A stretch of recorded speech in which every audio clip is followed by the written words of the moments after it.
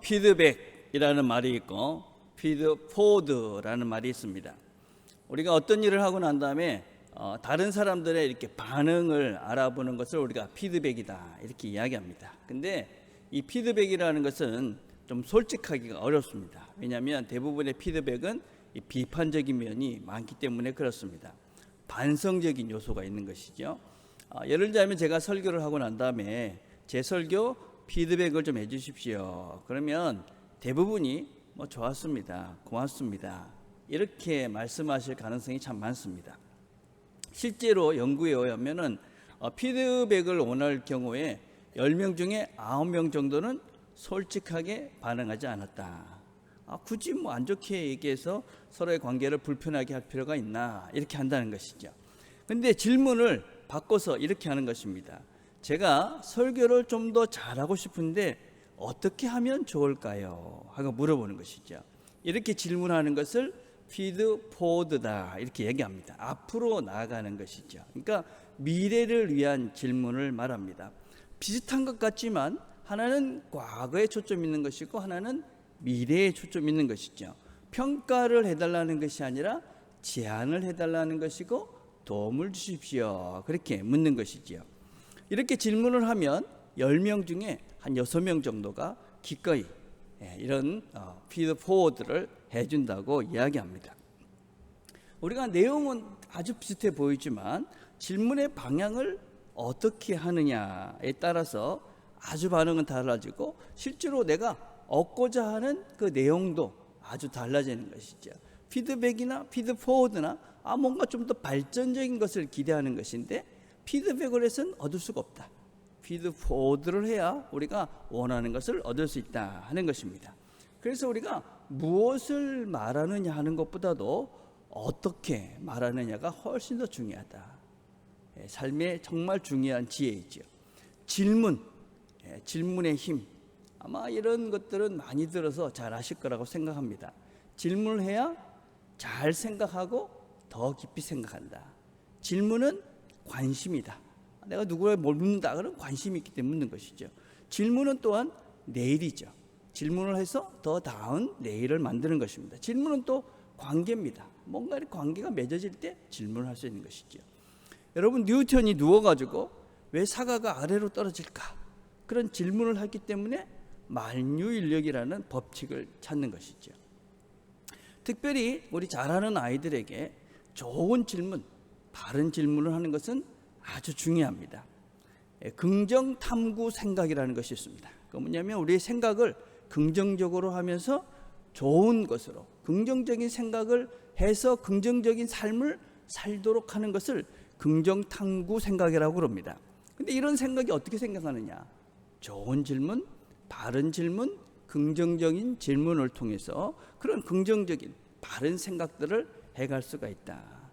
그래서 어떤 질문을 받고 자라느냐 하는 것이 그 아이의 미래다. 그런데 우리 문화는 질문하는 문화가 아닙니다. 그렇죠? 2010년에 G20 서울 정상회담을 하고 폐회식을 했습니다. 그때 오바마 대통령이 기자회견을 했어요. 한국 기자들한테 질문할 수 있는 기회를 줬습니다. 한국 기자분들 질문할 게 없습니까? 아무도 안 하는 거예요. 손을 누가 번쩍 들길래 이렇게 보니까 중국 사람인 거예요. 그래서 오바마 대통령이 아니 중국분 마시고 한국분들 한번 한국 기자분들 해보십시오. 아무도 손을 들지 않았습니다. 그래서 결국은 중국 기자분이 질문을 했습니다. 여러분 기자 그러면 참 똑똑한 사람들이죠. 대통령한테 미국 대통령한테 질문할 수 있는 그런 자리입니다. 얼마나 인상 깊게 자기를 남길 수 있는 그런 기회입니까? 그런데 그 사람들 중에 아무도 하지 않았습니다. 왜 그랬을까? 여러 가지 이유가 있겠지만 우리 문화 자체가 질문하는 것을 별로 좋아하지 않습니다. 하라고 해도 모르니까 못하죠. 그렇죠? 질문하는 법을 배우지 않았습니다. 우리는 그냥 순종하고 복종하는 것이 말 잘 듣는 아이가 좋은 아이다. 그렇게 배웠죠. 질문하는 걸 두려워하죠. 혹시 내가 무지한 것 드러나지 않을까? 혹시 상대방을 불편하게 하는 것이 아닐까? 질문을 해도 격려받지 못합니다. 질문하면 공연히 튀는 것 같습니다. 그래서 질문하지 않습니다. 아닌 것입니다. 여러분. 질문을 해야, 내가 모르는 것을 질문해야 분명하게 바르고 확실하게 알 수가 있습니다. 질문을 잘하는 것 정말 중요합니다. 여러분, 들어오면서 입구에 9월 5일부터 우리가 북클럽을 합니다. 질문하는 법을 배우는 시간입니다. 질문하는 것. 예. 여러분, 질문하자. 그래서 되는 것이 아닙니다. 여러분. 질문하자. 질문해보자. 그렇게 되는 것이 아니죠. 평생 안 했는데 뭐 질문 한번 해볼까? 그런다고 되는 것이 절대로 아닙니다. 같이 연습하고 훈련하고, 그래서 어떻게 바르게 질문할 수 있을까 하는 것을 배우셔야만 합니다. 특별히 청소년, 어린 자녀들을 두는 부모님들은 잘 와서 배우셨으면 좋겠습니다. 시간이 되시는 분들도 오셔서 같이 어떻게 좋은 질문을 할 것인가, 직장 생활을 하면서 또 같은 가정에서 어떻게 남편에게, 아내에게, 자녀들에게, 또 같은 동료들에게 어떻게 질문을 하면 서로의 관계가 더 좋아지고 또 좋은 답을 얻어낼 수 있을까 배우는 시간입니다. 늘 할 수 있는 게 아니니까 기회가 될 때 오셔서 배우시길 바랍니다. 특별히 우리가 질문이 없다, 그거는 인생의 흥미도, 재미도, 관심도, 호기심도 사라졌다는 것입니다.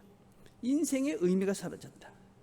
여러분, 질문을 하면서 살아야 우리가 새 생각도 할 수 있고 새로운 길도 열립니다. 그런데 여러분, 제일 중요한 질문이 뭐라고 생각하십니까? 어떤 질문이 제일 중요할까요? 어떤 질문이 제일 중요하냐면 자기 자신에게 하는 질문입니다. 내 자신에게. 나는 오늘 뭘 할 것인가? 나는 무엇을 하고 싶은가? 나는 무엇을 하면 행복하고 즐거운가? 나는 왜 이 자리에 있는가? 내 자신에게 질문을 하는 것이죠. 요새 저는 10년 후에 무엇을 후회할까 하는 질문들을 하면서 삽니다. 제가 10년 후면 이제 은퇴하고 이제 어느 정도 나이가 됐을 것인데, 그때 10년을 돌아봤을 때 지금 내가 만약에 안 했으면 그때 무엇을 제일 후회할까? 그래서 제 자신에게 질문을 던지고, 그리고 그때 가서 후회하지 않기 위해서 오늘을 삽니다. 될 수 있으면 그때 후회되지 않은 그 일을 하려고 지금 제가 질문하면서 살고 있습니다. 그리고 늘 제가 그리스도인으로서 목사로서 질문합니다. 나는 누구인가? 나는 누구인가? 나는 누군가? 나는 누군가? 우리는 누군가? 우리는 누군가? 여기 앉아있는 우리는 도대체 누구인가? 바울은 우리를 향해서 우리를 성도다 그렇게 얘기합니다.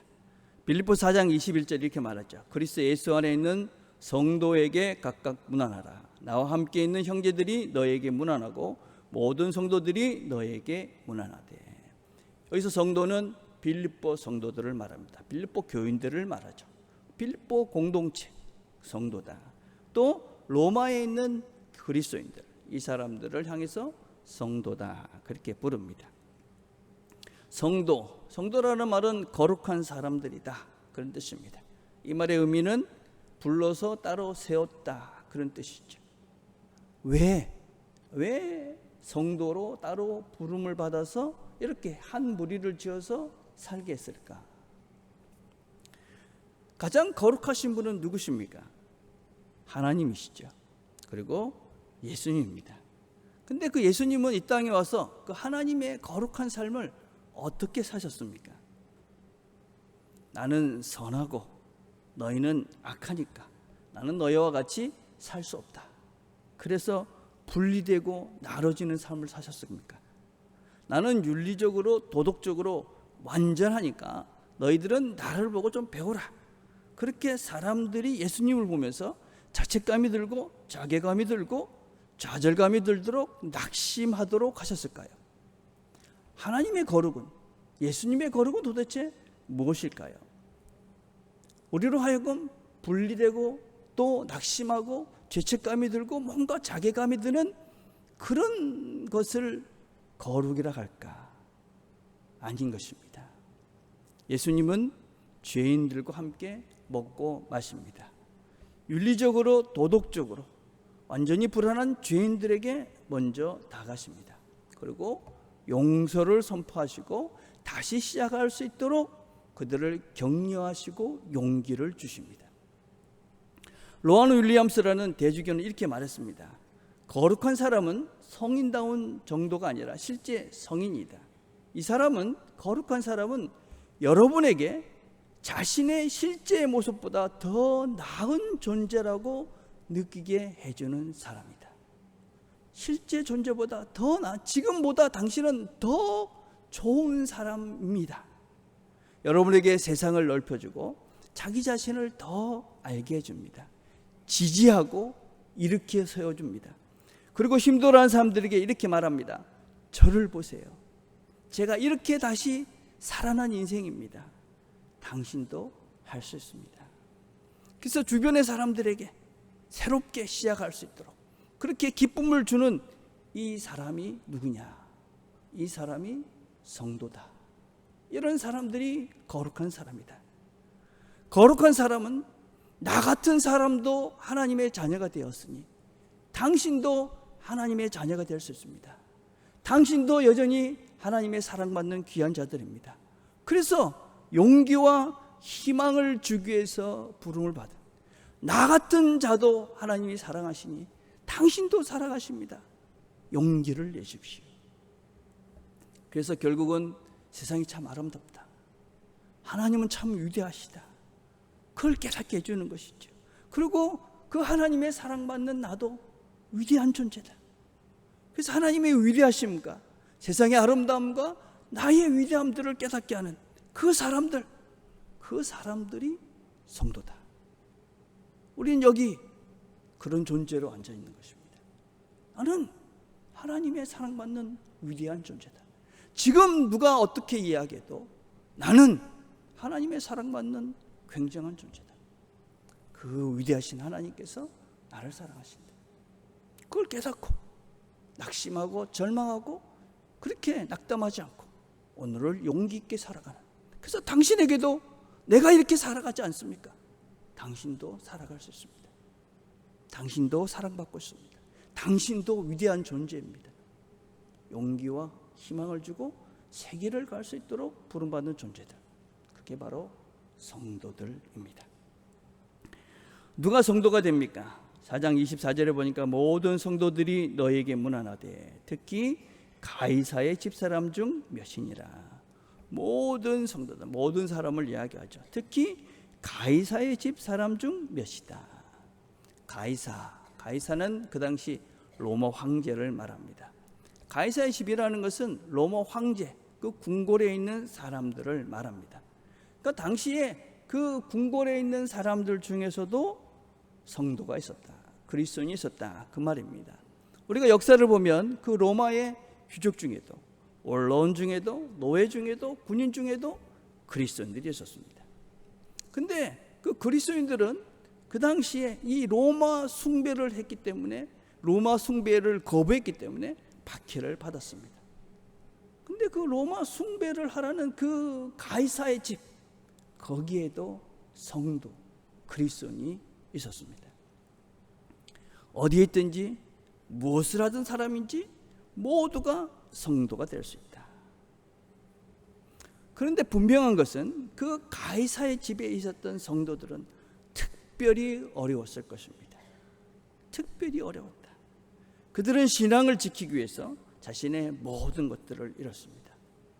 목숨도 잃었습니다. 힘든 시간, 고난의 시간을 보냈습니다. 우리가 이 땅을 살아가면서 성도로서의 삶을 사는 것은, 그리스도인의 삶을 사는 것은 쉽지 않습니다. 참아야 하고 정직해야 되고 속아주기도 해야 됩니다. 어떤 때는 신앙 양심상 할 수 없는 것을 하고 마음을 아파하기도 합니다. 견디고 그렇게 참고 그렇게 하루하루를 살아갑니다. 우리의 삶의 현장 속에서 내가 그리스도인이 산다는 것이 만만하지가 않습니다.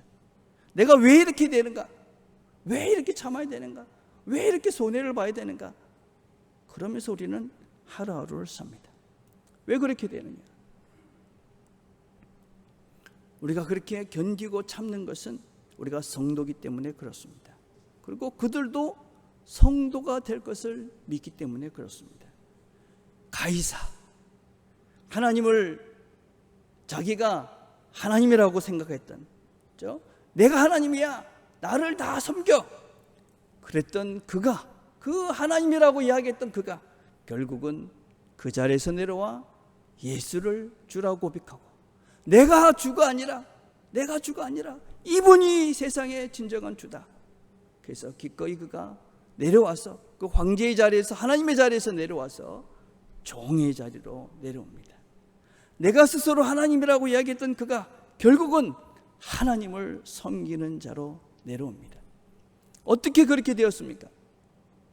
가이사의 집에 있던 그 누군가에 의해서, 가이사의 집에 있던 그 성도에서 고난과 박해를 받았지만 꿋꿋하게 그 신앙을 지키며 그 길을 걸어가던 그 사람에 의해서 로마의 황제가 스스로 내가 하나님이라고 생각했던 그 사람이 결국은 하나님 앞에 나와 무릎을 꿇습니다. 지금 우리가 왜 견디면서 참고 희생하면서 이렇게 이 길을 가야 되는가? 우리가 하나님께서 우리를 성도로 불러주신 이유가 있기 때문에 그렇습니다. 하나님께서 나를 성도로 부른 것은 이유가 있다. 언젠가는 내 옆에 있는 이 사람, 내 남편, 내 아내, 내 자녀가 결국은 나를 통해서 하나님 앞에 나오게 될 것이다. 나를 부르셨으니 이 사람도 부르실 것이다. 이 사람도 언젠가는 하나님이 사랑한다는 것을 깨닫게 되는 그날이 올 것이다. 그것을 우리가 믿고 끝까지 사랑하기를 포기하지 않는 것입니다. 함께 하기를 포기하지 않는 것입니다. 그래서 그가 내가 사랑하는 이 사람이 당신도 하나님의 위대하심을 깨닫게 되기를 바라는 것입니다. 당신도 위대한 하나님의 사랑받는 존재인 것을 깨닫게 되기를 기대하는 것입니다. 그래서 우리가 믿음과 소망을 가지고 꿋꿋하게 이 자리를 지켜가는 것입니다. 하나님께서 우리를 성도로 부르신 이유입니다. 그래서 우리가 견디는 것입니다. 참고 오늘의 이 길을 가는 것입니다. 그리고 바울은 마지막으로 이렇게 인사를 합니다. 주 예수 그리스도의 은혜가 너희 심령에 있을지어다. 예수의 은혜가 너희 안에 있기를 바란다. 은혜가 있어야 너희들이 견딜 수 있다. 그렇게 말하는 것이죠. 우리는 하나님의 은혜를 이해하기 위해서는 두 가지를 분명히 기억해야 됩니다. 하나님은 우리의 어떤 것도 필요하신 분이 아니다. 그분은 완전하시고 온전하신 분입니다. 우리가 하나님의 은혜를 받기 위해서 뭔가를 해야 된다, 그럴 필요가 없다는 것입니다. 하나님의 은혜는 무조건적인 호의입니다. 우리가 어떤 것을 한다고 하나님께서 은혜를 베풀어 주시는 것이 아닙니다. 아무것도 요구하지 않습니다. 아니, 우리가 기도해야 되지 않습니까? 예배를 드려야 되지 않습니까? 헌신해야 되지 않습니까? 봉사해야 되지 않습니까? 여러분, 그것은 우리가 우리 자녀들에게 운동하라고 그럽니다. 좋은 음식을 먹으라고 그러죠. 공부를 하라고 그럽니다. 왜 합니까, 여러분? 왜 하죠? 자녀들을 위해서 하는 것이죠. 아이가 건강한 음식을 먹는다고 내가 건강해집니까? 아이가 운동을 한다고 내가 튼튼해집니까? 아이가 공부를 한다고 내가 지식이 쌓입니까? 아닌 것이죠. 이 모든 것들은 하나님께서 우리에게 복을 주시기 위한 하나님의 배려인 것이죠. 이 모든 것들이 은혜죠. 은혜. 여러분, 주보를 나중에 꼼꼼히 읽어보십시오. 은혜를 알아야 사람이다. 은혜를 알아야 사람이다. 복된 삶을 살 수 있는 길이다. 은혜를 알아야 되죠. 은혜. 제가 운전한 지가 한 36년 됐습니다. 제가 큰 사고가 없이 이렇게 해서 정말 감사합니다. 근데 저는 운전을 하면서 늘 겸손하려고 노력을 합니다. 제가 이전에 사역하던 곳에서 한 20년쯤 운전을 하고 난 다음에 제가 무사고다 그렇게 이제 자랑을 했는데, 그 주에 이 운전을 하면서 아주 위험한 일이 있었습니다. 저녁에 이제 신방을 하려고 출발을 했는데 눈이 조금씩 오는 겁니다. 거기는 보통 눈이 오는 동네가 아니었습니다. 그래서 뭐 잠시 오다가 멈추겠지 그렇게 하고 갔습니다. 그래서 신방을 하고 식사를 하고 그리고 나오는데 눈이 펑펑펑 와가지고 눈이 완전히 쌓인 겁니다. 그렇다고 걸어가기는 좀 상당히 멀었고, 그래서 뭐 천천히 가자. 그러고 이제 제 아내랑 같이 차를 타고 왔습니다.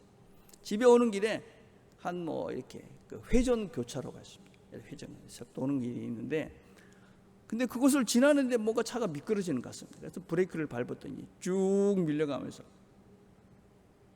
그 화단이 있는데 옆에 화단에 확 처박혀가지고 딱 차가 서는 겁니다. 와, 얼마나 놀랐는지 모릅니다.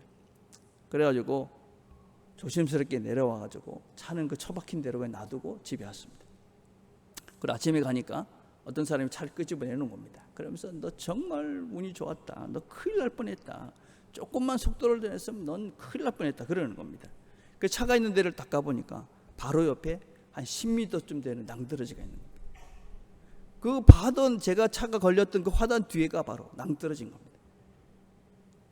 제 차가 그날 그 신문에 났습니다. 신문에.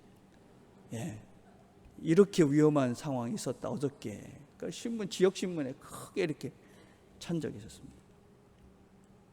조금만 제가 스피드를 내서 급하게 갔다 그러면 그 밑에 떨어진 거죠. 오늘 제가 여러분하고 같이 모 있었습니다. 예. 그래서 저는 운전을 아주 조심합니다. 운전 심하게 거 정말 싫어합니다. 속도 빨리 내는 것도 엄청 싫어합니다.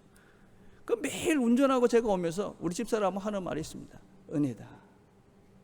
한국 만만치 않잖아요. 운전하는 거 신호도 안 켜고 막 끼어들고 어느 날 보면 오토바이가 그냥 앞에서 툭 튀어나오기도 하고 뭐 무섭습니다.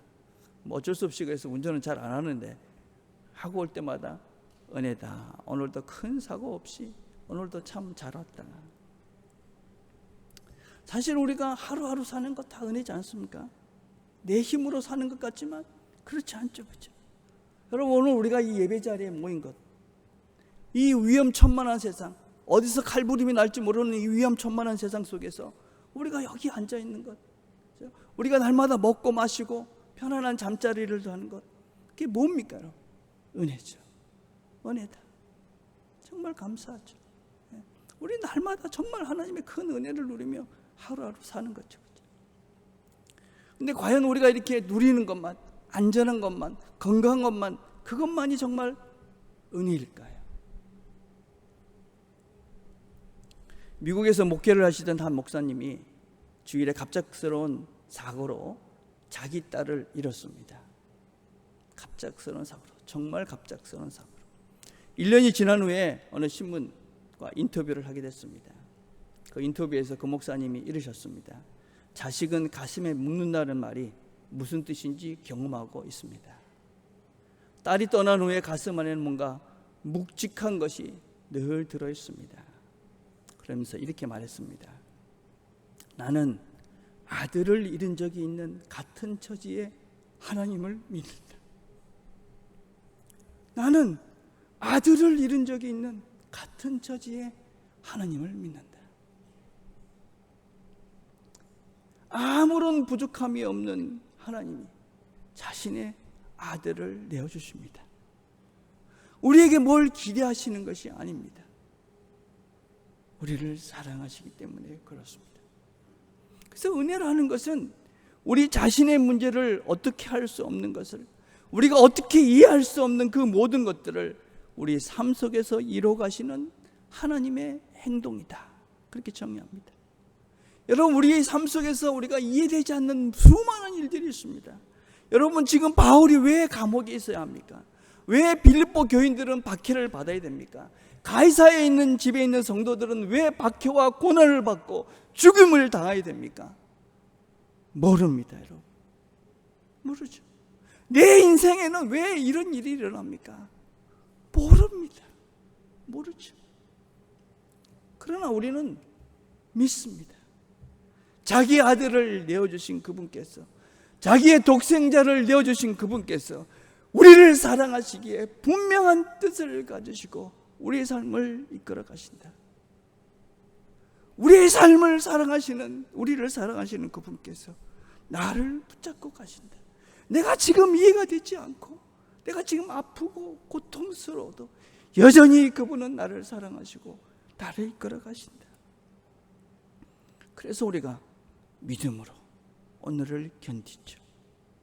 그 하나님의 사랑을 믿고 다시 한번 용기를 내는 거죠. 부족함이 없는 하나님이 자기 아들을 내어주신 그분이 우리의 하나님이시고 그분이 나를 사랑하는 것을 내가 믿는 것이지 은혜인 것입니다.